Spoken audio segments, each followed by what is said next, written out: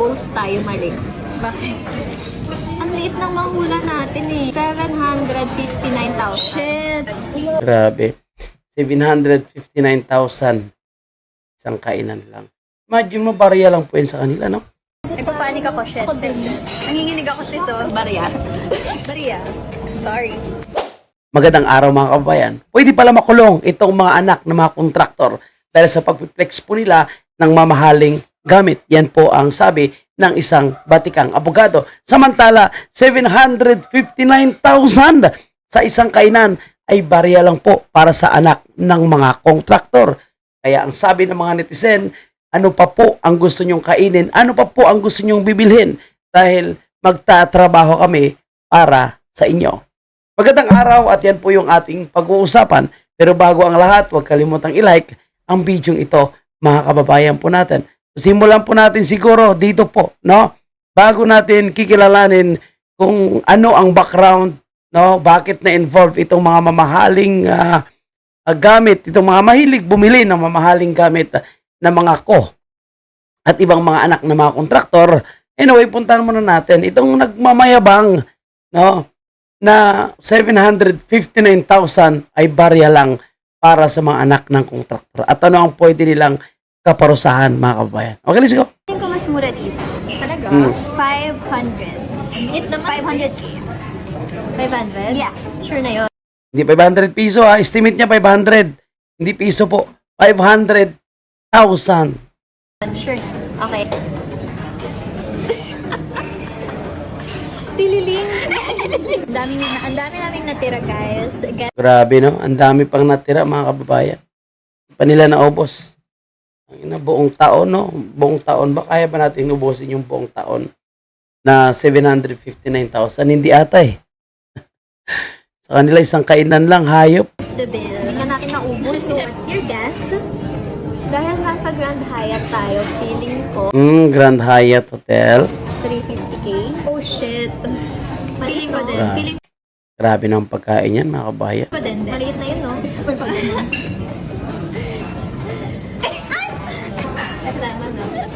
Swerte talaga ako palagi eh. Oh, Ano pa yung particular? yes po. Statement. Alam mo, both tayo mali. Bakit? Ang liit ng mahula natin eh. 759,000. Shit! Grabe. 759,000. Isang kainan lang. Imagine mo, barya lang po yun sa kanila, no?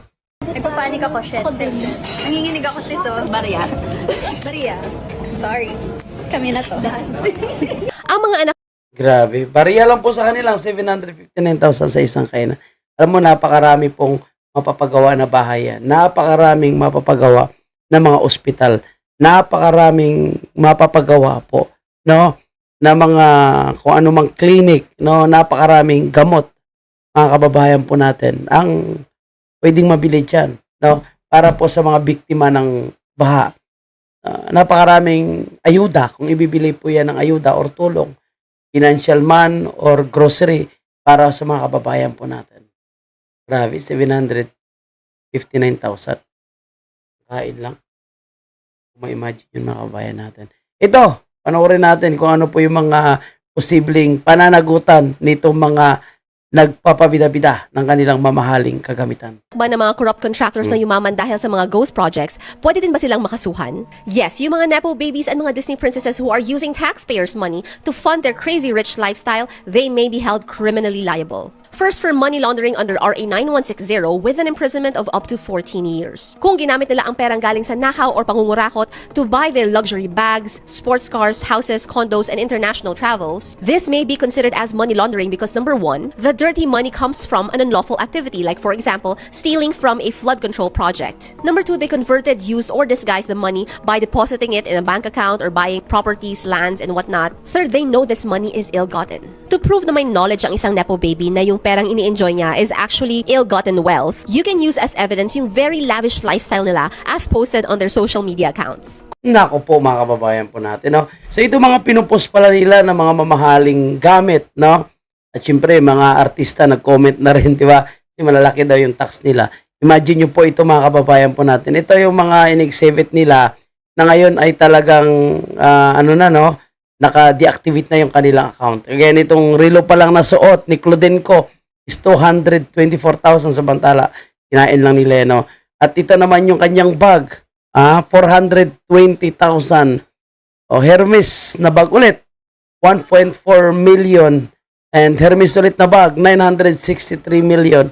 Lahat po yan, hindi pa po nagtatrabaho yan mga kababayan po natin. No? Nag-aaral pa lang yung mga yan. Travel po sa ibang bansa. And of course, no, at hindi talaga amin yung mga yan. Ang sabi pa dito ni Claudenco, hindi po kurap ang pamilya ko. God knows the truth. Lahat po ng pera namin, pinaghihirapan namin ng todo. Pinaghihirapan, ang dami pong ghost project, ang dami pong substandard. So, talagang pinaghirapan o pinahirapan yung ating mga kababayan. Diba?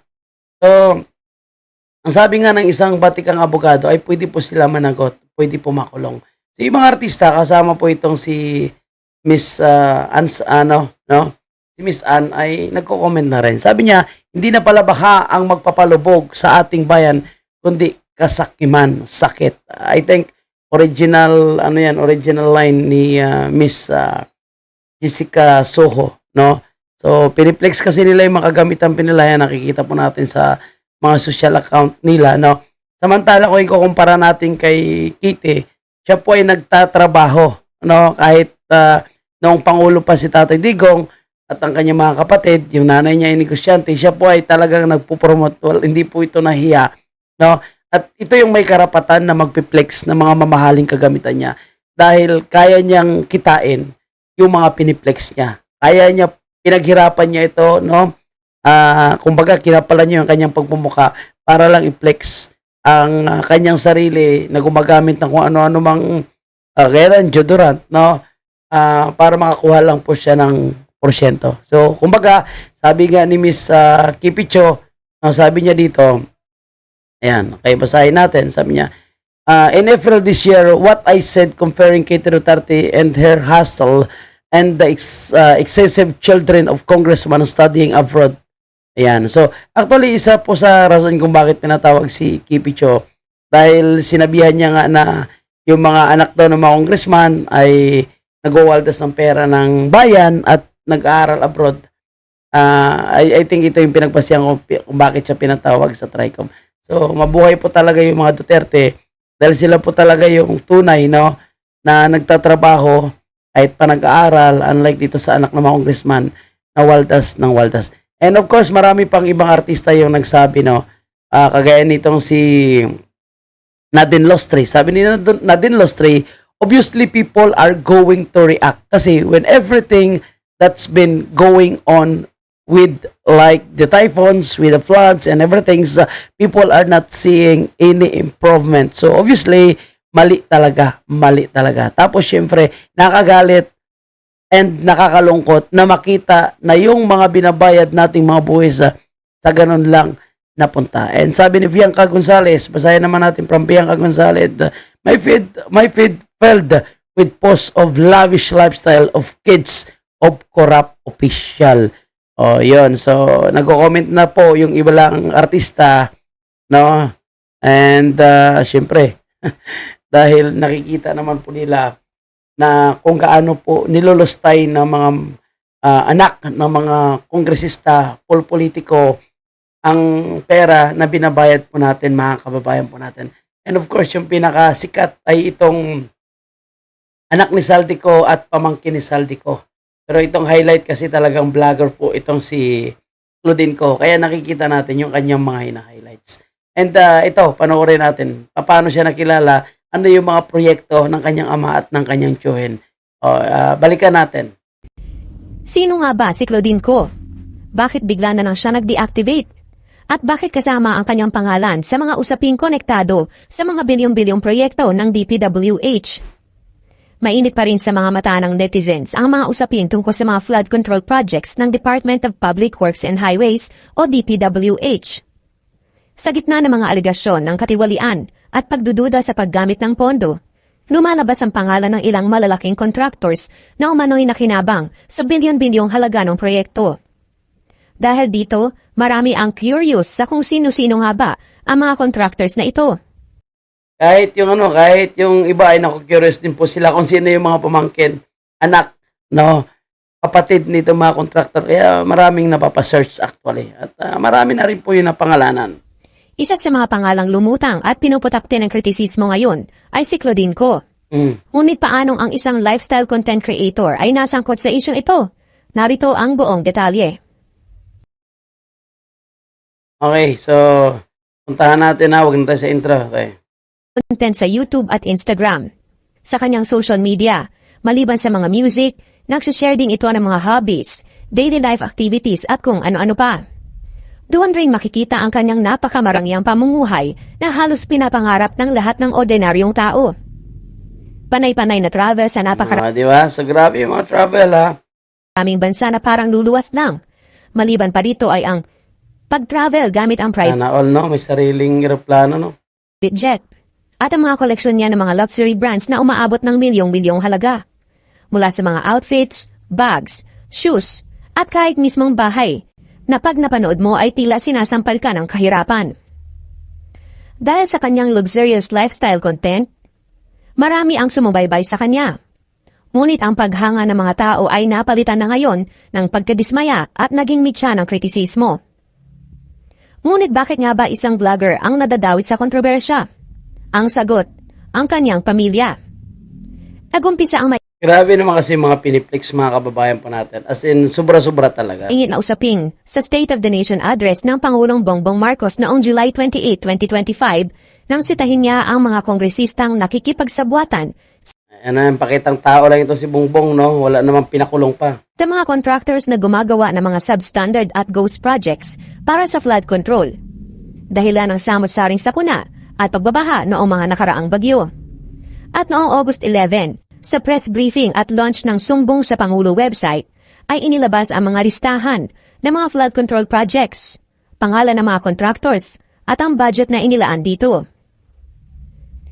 Pareho ang Hightown Construction and Development Corporation at SunWest Group of Companies ay kabilang sa top 15 contractors na nakakuha ng pinakamalalaking bahagi mula sa flood control projects ng DPWH.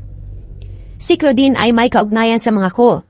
Tatay niya si Christopher Ko, na Yan, dating congressman yan ha. co-founder ng Hightown Construction and Development Corporation. At pamangkin naman siya ni Rizal Dico o mas kilalang Zal Dico, na co-founder naman ng SunWest Group of Companies at dating chairman ng House Committee on Appropriations. So, ito yun sila yung bumpera, mga kababayan natin na sinasabi ni Villanueva na ngayon ay dinadawit din sa flood control. Isang makapangyarihang posisyon na direktang may kinalaman sa paglalaan ng pondo ng gobyerno. Ang SunWest na dating kilala bilang SunWest Construction and Development Corporation ay isa sa mga malalaking contractors na nakakuha ng malalaking proyekto mula sa gobyerno. Batay sa datos na nailabas, ang kabuuang halaga ng flood control budget mula July 2022 ay umabot ng 545 billion pesos at ang 100 billion pesos dito ay napunta sa top 15 contractors. Sa halagang iyon, tinatayang 10 bilyong piso ang napunta sa SunWest Construction and Development Corporation para sa 78 flood control projects. Samantala, ang Hightown Construction and Development Corporation ay tinatayang nakakuha naman ng 4.8 billion para naman sa 61 projects. Oh, ayan, 4.8 at 10 billion. So, ilan yan lahat? 14 billion ang napupunta sa kanilang mga pamilya ko, mga kababayan po natin. Hindi pa po yung mga kasama sa mga, siyempre, porsentuhan nila dyan sa mga insertion na ginawa nila sa iba't ibang distrito. May isang congressman na nagdi-deny na hindi niya nga daw po alam, I think, Oriental Mindoro, no? Si Congressman Panalican, dinideny niya na wala daw po siyang kinalaman dito sa insertion. Pero pinagmamanyabang niya na siya po ay nagpundo ng sinasabing proyekto o mga kabayan po natin.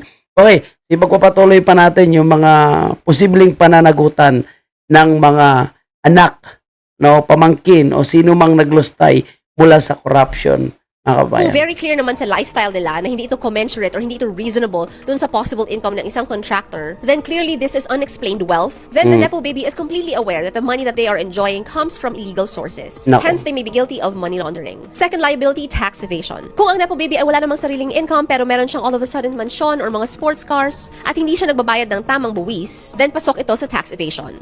Nako po, ang dami pa naman nilang pinapakita sa kanilang mga social media account. Third, the Nepo baby may be criminally liable as an accessory for the crimes of bribery and graft and corruption. If guilty ang parents sila ng crimes na ito, then possibly madamay sila as accessories to the crime. This usually happens if yung kumpanya or mga assets and properties ay nakapangalan doon sa kanilang anak or sa Nepo baby. Nako. So, pwede pa ba nating mabawi ang perang kinurakot nila? Yes, pwede nating mabawi ang pera at ang mga ari-arian nila, including their luxury items, through asset freezing and forfeiture done by the Anti-Money Laundering Council. This is Nako po, mga kababayan po natin, no? Ito rin siguro yung mangyayari kila Diskaya, mga kababayan, no? Kasi ang dami-dami nilang sakyan, itong kila Saldico sa kanyang mga pamangkin, no? At syempre, yung kanyang kapatid. At marami pang mga kontraktor. At actually, kakasimula pa lang po ng investigation.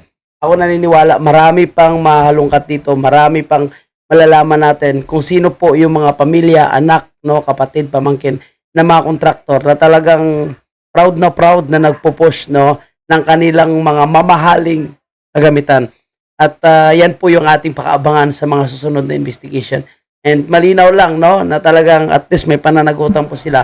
At yung kanilang pagmamayabang ngayon ay parang natigil na kasi karamihan po ng mga pamangkin anak ng mga kontraktor ay mukhang, no, nagtatago na, deactivated na, naka-private na yung kanilang mga social media account. So abangan natin yan. And hopefully, no, kung itong si Bongbong Marcos ay puro kadramahan, sana po umaksyon ng Senado. Magkaroon sana ng magandang resulta yung investigation sa Senado, sa committee ni Senator Marcolita. Kasi wala talaga tayong kasahan kay Bongbong Marcos. Puro photo-ops lang, puro i-arrestant lang ito. Lalo na rin sa House of Representatives. Na ang gagawin nila ay maglilinis lang talaga sila. Pero dito sa Senado, ito po yung inaasahan natin, ang committee ni Senator Marcolita. Okay, so yan na po yung ating update. Maraming salamat. O, yabang pa more.